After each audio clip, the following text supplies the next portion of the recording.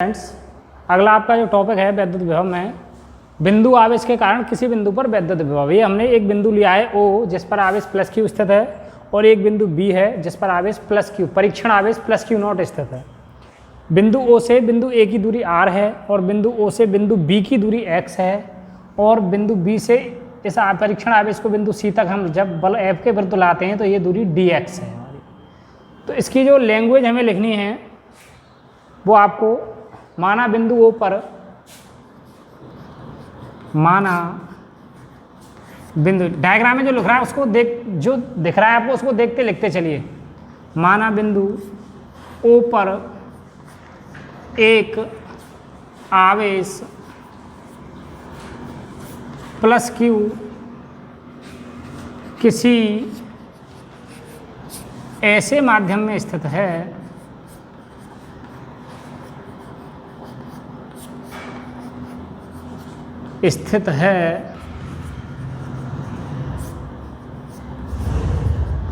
जिसका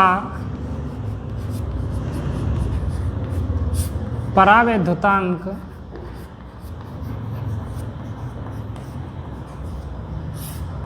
K है। बिंदु O से r दूरी पर एक बिंदु A है जिस पर हमें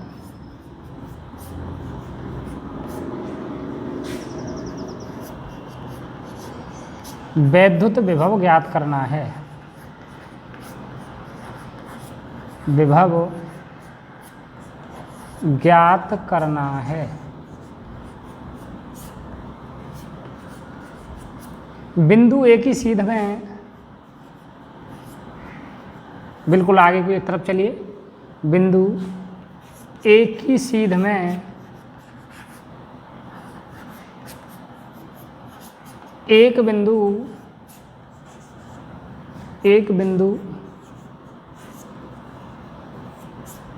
B है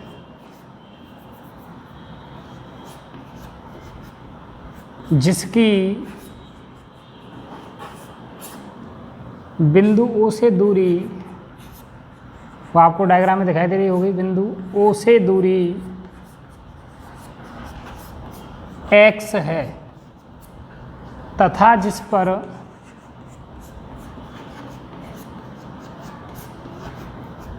परीक्षण आवेश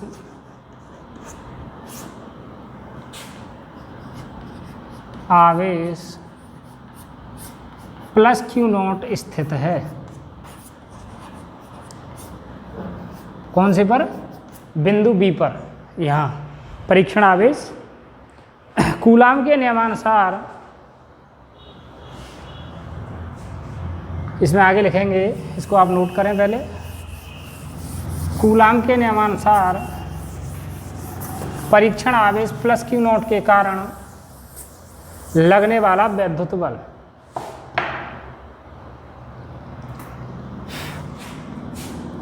कूलाम के नियमानुसार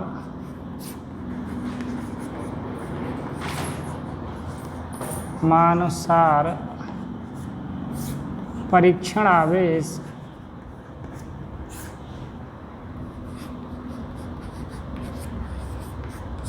प्लस क्यू नॉट पर लगने वाला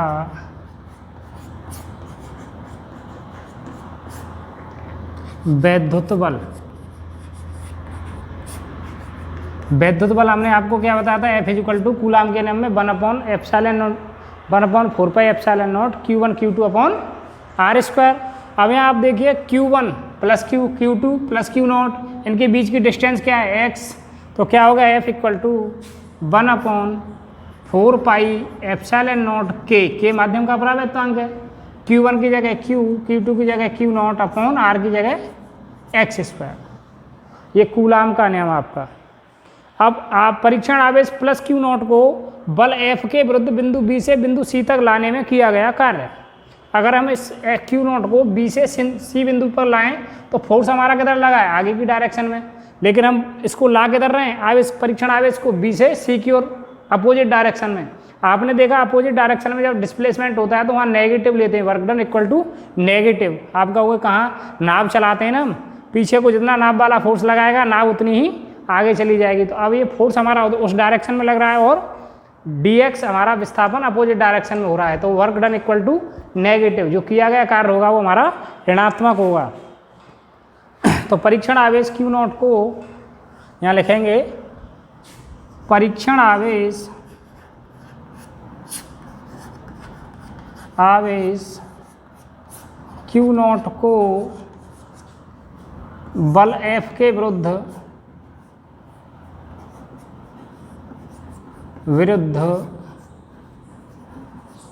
बिंदु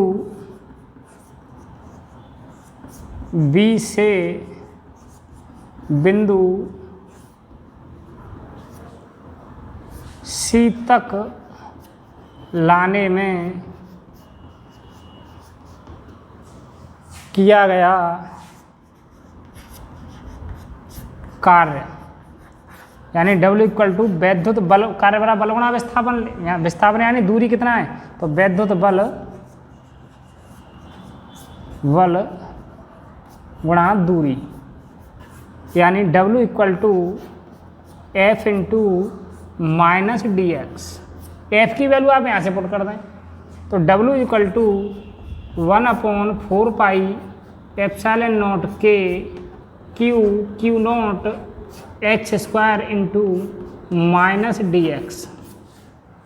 ठीक है, ये वैल्यू मैंने x की यहाँ पुट कर, सॉरी F की वैल्यू पुट कर दी। अब परीक्षण आवेश को अनंत से बिंदु A तक लाने में कितना कार्य होगा, तो परीक्षण आवेश प्लस Q नॉट को, पहले इसको नोट डाउन करें। अब यहाँ आगे लिखेंगे, चलो यहाँ नीचे कर देता हूँ मैं।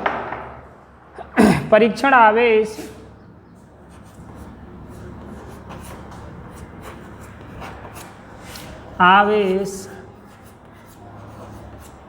प्लस Q नॉट को अनंत से बिंदु A पर या A तक लाने में किया गया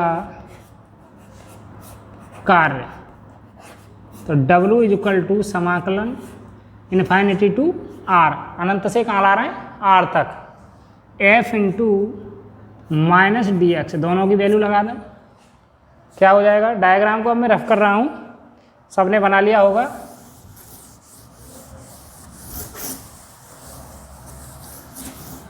तो देखिए F की वैल्यू लगा दें आप, W is equal to infinity to R 1/4 pi epsilon not के Q not upon x square into minus dx।